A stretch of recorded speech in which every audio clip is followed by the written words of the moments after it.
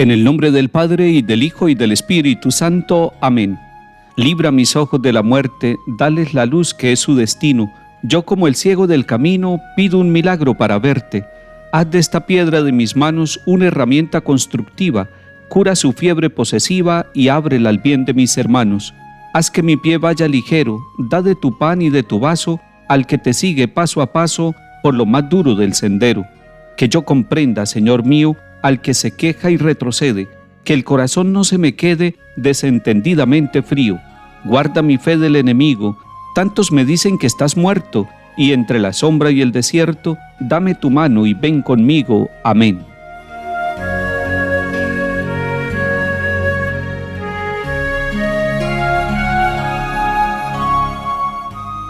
Lectura de la segunda carta del apóstol San Pablo a los Corintios, capítulo 3. Hermanos, esta confianza con Dios la tenemos por Cristo. No es que por nosotros mismos estemos capacitados para apuntarnos algo como realización nuestra. Nuestra capacidad nos viene de Dios, que nos ha capacitado para ser ministros de una alianza nueva, no de código escrito, sino de espíritu, porque la ley escrita mata, el espíritu da vida. Aquel ministerio de muerte, letras grabadas en piedra, se inauguró con gloria, tanto que los israelitas no podían fijar la vista en el rostro de Moisés, por el resplandor de su rostro, caduco y todo como era, pues con cuánta mayor razón el ministerio del Espíritu resplandecerá de gloria. Si el ministerio de la condena se hizo con resplandor, cuánto más resplandecerá el ministerio del perdón. El resplandor aquel ya no es resplandor, eclipsado por esta gloria incomparable.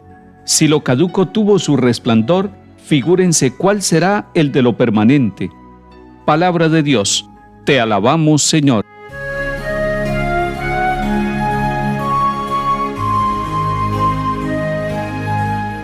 Estamos leyendo y meditando la segunda carta a los Corintios. Nos ubicamos en el capítulo 3, pero antes en el capítulo 2 tenemos que encontrar 3 afirmaciones muy fuertes que hace San Pablo. La primera, que él y los misioneros y todos los anunciadores de la buena nueva del Señor Jesucristo son el buen olor de Cristo, el aroma de Cristo que se va difundiendo a medida que se difunde el conocimiento de la buena nueva de salvación. Y si nosotros somos el buen olor de Cristo, es porque hemos convertido su evangelio en nuestro estilo de vida. Segunda afirmación fuerte. San Pablo dice, nosotros no andamos como muchos, traficando con la palabra de Dios, sino que hablamos con sinceridad, como enviados de Dios. Si la palabra de Dios es anunciada en la iglesia, es celebrada en los sacramentos, pero además es vivida en los acontecimientos de nuestra existencia, entonces podemos decir que no traficamos con la palabra, sino que convertimos la palabra en instrumento de salvación y que con toda sinceridad la queremos llevar a todas partes. La tercera afirmación fuerte está al comienzo del capítulo 3.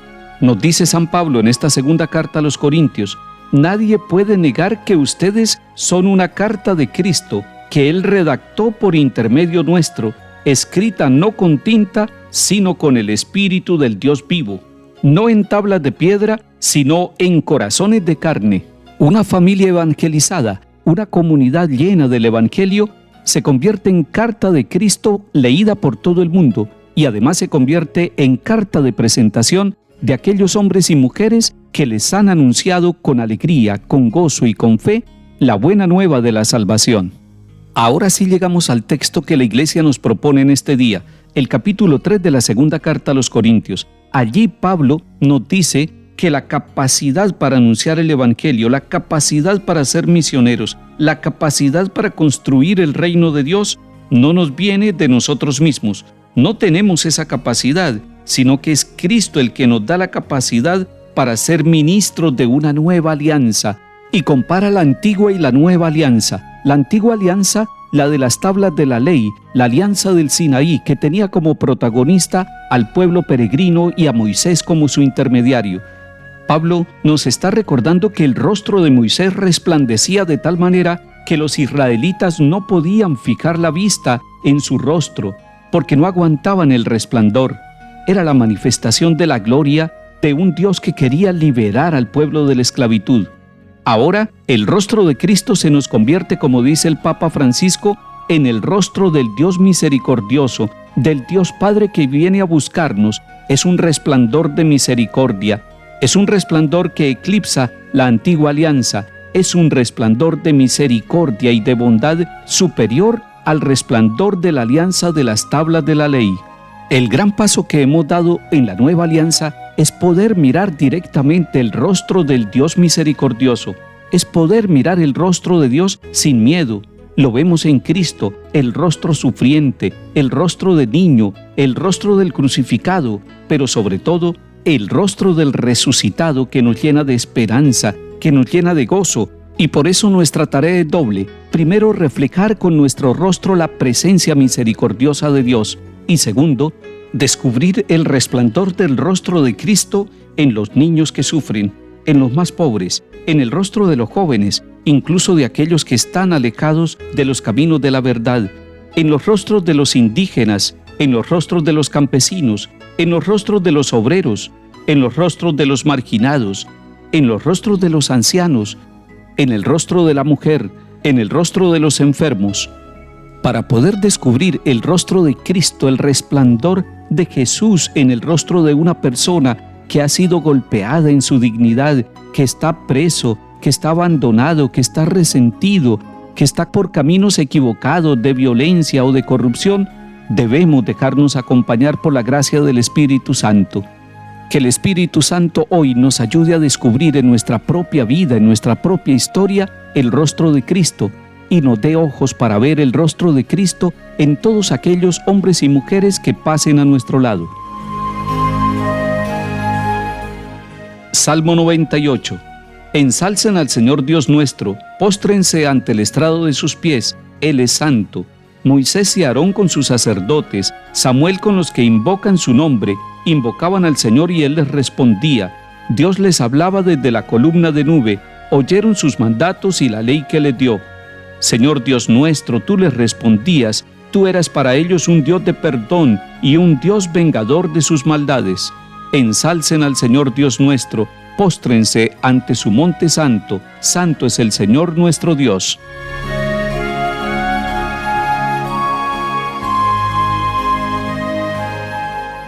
Lectura del Santo Evangelio según San Mateo, capítulo 5. En aquel tiempo dijo Jesús a sus discípulos: No crean que he venido a abolir la ley y los profetas. No he venido a abolir, sino a dar plenitud. Les aseguro que antes pasarán el cielo y la tierra, que deje de cumplirse hasta la última letra o tilde de la ley. El que se salte uno solo de los preceptos menos importantes y se lo enseñe así a los hombres, será el menos importante en el reino de los cielos. Pero quien los cumpla y enseñe, será grande en el reino de los cielos. Palabra del Señor. Gloria a ti, Señor Jesús.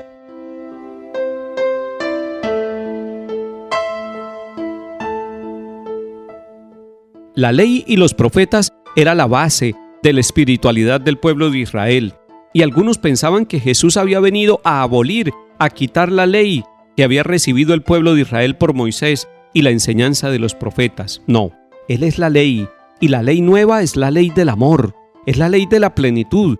Ya no son pequeñas leyes, sino una gran ley, el amor a Dios, el amor al hermano. Los profetas que anunciaron el pecado y que llevaron al pueblo de Israel a tener una esperanza en el Dios verdadero, aquí se está cumpliendo. Y Jesús está diciendo: yo no vine a quitar la ley, a quitar los profetas o a abolirlos, yo vine a darles cumplimiento. Él es el cumplimiento de la promesa de Dios. Y por eso Él está diciendo que hay que enseñar la doctrina, y hay que enseñarla con cariño, no omitir la doctrina, no falsear la doctrina. El catecismo de la Iglesia Católica es una gran doctrina que nosotros tenemos a nuestro alcance para saber la verdad de nuestra fe. Ojalá que no faltara el catecismo de la Iglesia Católica en nuestras casas, para que así niños y grandes todos pudiéramos beber de esa doctrina que tiene la Iglesia durante todos los tiempos, que hunde sus raíces en la Sagrada Escritura. Eso nos da sabiduría a nosotros y nos da fortaleza para que cumplamos la ley y los profetas, para que cumplamos la enseñanza que el Señor Jesús nos da. El catecismo unido a la palabra de Dios es doctrina segura que no nos deja desviar y no nos lleva a la condenación. Que el Señor bendiga nuestras familias y nos enseñe. En el nombre del Padre, y del Hijo, y del Espíritu Santo. Amén.